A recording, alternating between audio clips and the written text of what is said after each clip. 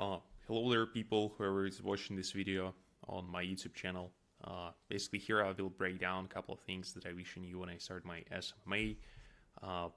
And the reason I'm recording this one is because I actually wish I knew these things. They improved my agency by a lot, improved my retention rate by a lot, improved my overall productivity, mental state by a lot. So yeah, let's get right into it. Couple of things. I'll mention 6 points here. Maybe I'll add the 7th one with me just yapping. So yeah, let's get into it. Number 0. Actually, that's a funny one because that's practically number 7. Number 0. Whenever you're starting your agents, don't go into unknown niches.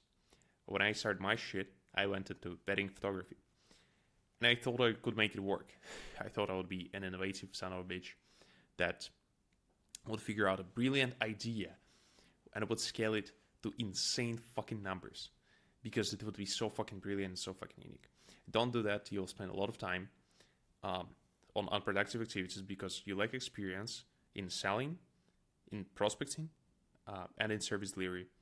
And since there is no niche, most likely you won't find someone to copy, and it'll mess up your progress. I personally spent, I think, 3 months trying to make wedding photography niche work, and it did not work. I didn't know how to do service delivery, didn't know how to do outreach, and I spent hours actually in the middle of the night doing IG DM outreach to wedding photographers, and that was something that I wish I was smart enough not to do. But well, I did it and I learned it the hard way. I spent 3 months doing it, found a client, free trial, person that does know how to run a business, and they tried to make it work with them, and it just didn't. So yeah, just don't do that. Go into something proven. The number one factor that you can look for is finding a niche where there is an agency, or at least one agency that you can find that does more than 50K a month. That means that the niche is proven. If they were able to scale their agency to 50K, most likely you will be able to scale your agency to like 10. So yeah, that's a small thing here. The next one is about productivity. The reason you're doing the work is because you want to get results. But doing the work does not always mean getting results, and getting results does not always mean doing the work. Sounds funny as hell, and someone might actually clip it and make it a funny fucking video, roast me in the future. But my point here would be very simple, and I'll give you a quick story before I make my point. I see a lot of beginners in agency because I hang out in some Discords and I chat with people and blah, blah, blah. And whenever they start their agency, the first thing they do is they go and do cold calling or AGDMs. 2 methods of outreach that entail spending your time without acquiring a skill, without moving you forward. They spend their time doing cold calls, they spend their time doing DMs, basically unscalable activities.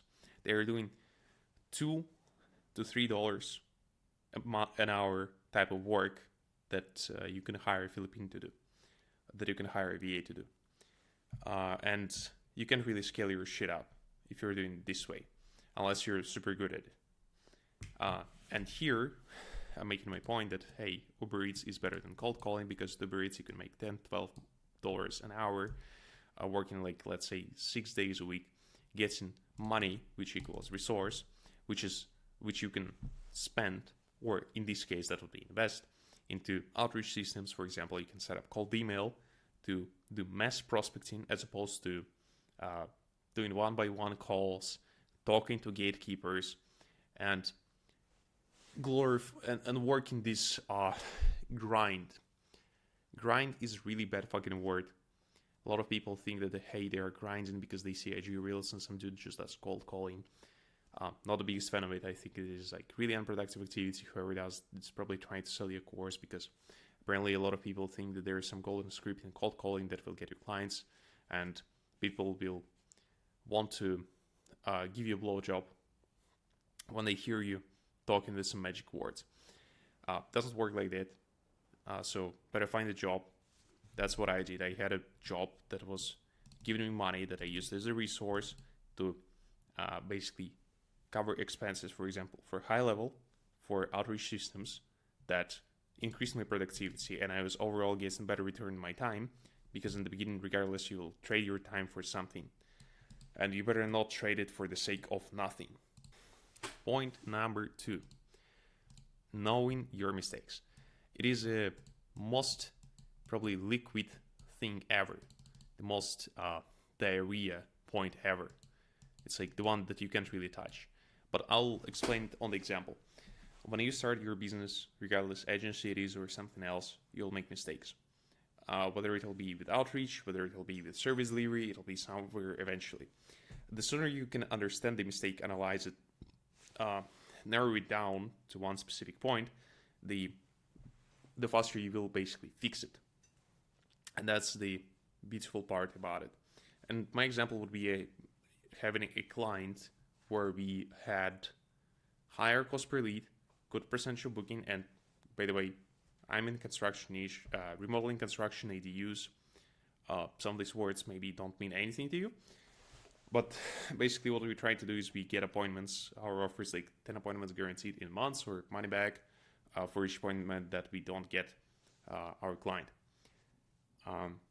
We had a really good percentage of appointments getting booked. We had a slightly higher cost per lead. Our KPI is $30 from Facebook, and we were getting like 40, and we had a really good amount of appointments getting booked automatically. And we had the shittiest fucking results converting them from scheduling, because the way we funnel our leads is basically Facebook, lead form, and from lead form we funnel them to landing page where they basically book themselves, fill out their address, what they're looking for, and blah blah blah. We had the shittiest ever percentage of converting them into actually booked meeting, confirmed at the right time, where we connected with the lead and booked them in. That was the biggest mistake ever, the way we fixed it, and the way we tracked it down is because, okay, we didn't do enough follow-up with the appointments that we were getting booked automatically through the funnel. So what we did, we made a fucking workflow that follows up with people for 7 days before the appointment, like 3 times a day, and for the next fucking 30 days after the appointment, in case they decide to wake up to reality that, hey, they actually need the service, and they will have a fucking booking link, a ton of messages in their inbox, in their SMS, in their text, and they will be able to respond and basically schedule back with us. Therefore, we would have better service delivery, client retention. We won't have to refund this much money as much as we refunded. Point number 3. The beautiful one, pay to win. This whole business freaking game, in this case, it is SMA, agency, whatever you guys want to call it, it's pay to win. I spent probably like $5,000 from April of 2024 down to, I think, August on simply talking to people way ahead of me. First, I need to figure out how to do systems. For example, how to do prospecting, mass outreach, that does not require me to fucking spend my hours doing it, where I could put money in and it would do this for me, and service delivery. Totally probably spent around $5,000 in 2024, and it put me way ahead of people that were trying to figure out shit on their own. So that would be the best advice. The other one is, if you don't have money and you can't work at Uber Eats, figure out a way to cheat. Cheating in real life is okay. You can go into ads library, you can find competitors, you can analyze the niche, you can see what ads the other companies run, what ads other agencies run. You can opt into their funnels, you can funnel hack them completely. Apparently the word is funnel hacking, is when you submit their forms, opt into their funnel, receive their text, and you understand their follow-up sequence. You can even talk with their reps for the sake of it to figure out what scripts they use, and that would be a small thing that you can do. That I wish I did earlier in the game, but I realized it only like 3 months in that, hey, I can actually pay people that actually run business, and I can understand how they run it, what they do. And with time I understood, okay, that there are not a lot of points to it. It's actually very simple. And what I got from there by paying people is I got certainty in what I do. The next point would be, don't sign clients that could be a potential pain in the ass. And this point, again, comes from experience. I signed, I think, like 3, maybe 5 clients that I wish I didn't work with. They we either were not able to provide good results because they were not in our niche, and that was a bad thing to do from the start, where we had bad communication, and where company basically wasn't the ideal one for us to work with. you need to go through this step. Eventually, you will sign people, and you will understand the whole issue. You can't get them results, and that whole issue you will either churn them, refund them, or both of these points. But without it, you won't be able to understand your ICP, which is ideal client profile. Once you understand it, you should try avoiding working with something different. In our case, we now understand that, okay, we need to work only with construction or remodeling companies that have multiple people in their staff, multiple people doing sales, or at least one dedicated person doing sales that only does sales and does nothing else. So that we are able to book them appointments in any time, and the time window is fixed, for example, from 9 to 3 or from 9 to 5, when we can book them appointments and they can go there.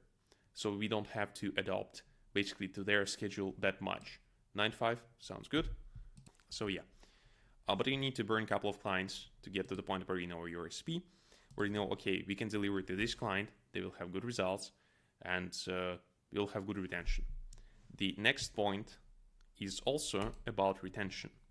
It is about client communication. That's something I did not understand for the longest time. When I was running my agency, I practically ran churn and burn, which is not the best thing. Even when we were getting results, we were still churning people, which is not the best thing. And what I mean by client communication, why I have this screenshot.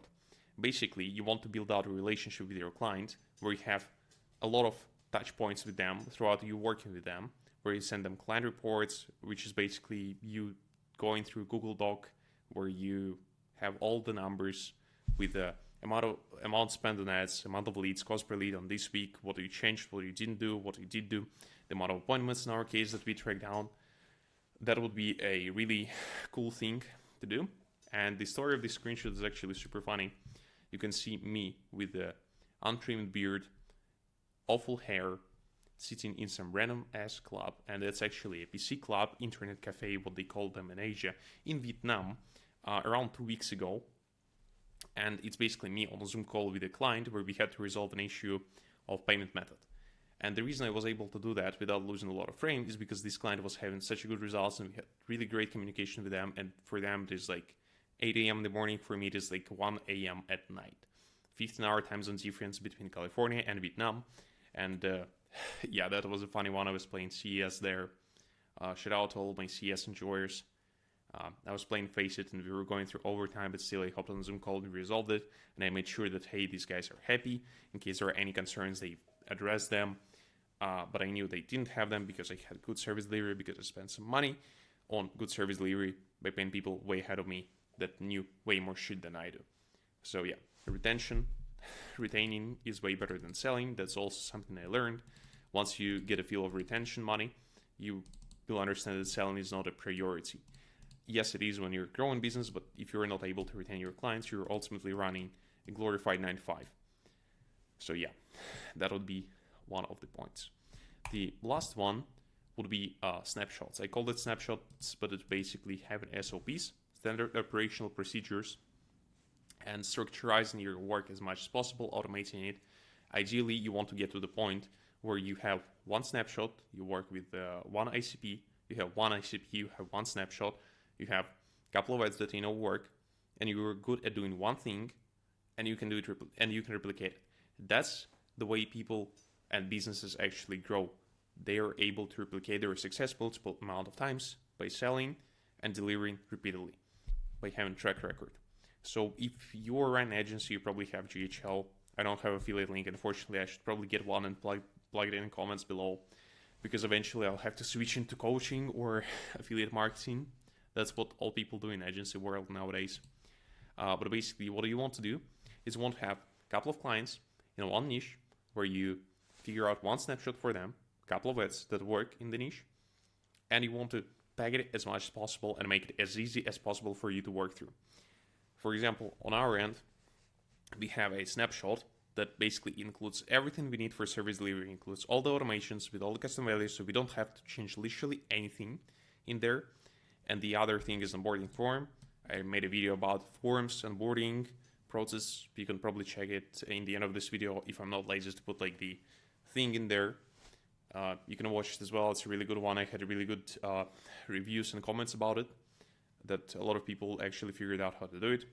Have a couple of forms where people basically fill out their information. You have it in one place. Templates, again, snapshots. You want to replicate your success as much as possible, and you want to make your work as easy as possible, so please figure out how to use snapshots in high level. If you don't, you're ultimate loser. That was probably it for this video. I don't know, I just yapped because I need to yap every week. Because if I don't, apparently I'll lose a bet. That would be super gay. Shout out to Jensen. Jensen, if you watch this video this long, or this far into the video, you're a total gay. So yeah, in case you guys have any questions, please comment in comments.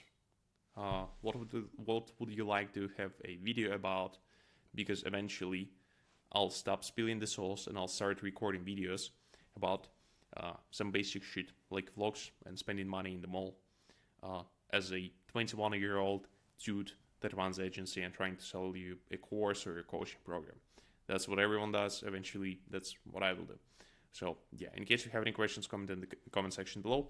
And the other thing, actually, if you're watching this far into the video, is back to pay to win. Where is it? It should be somewhere here. One of the best things that I found working for me is finding a community where you pay $50 a month. That's what I pay for one community where you hang out with people at different level into their agency. For example, people doing over 50, people doing 10, people doing 20, people doing 30, and people doing over 50.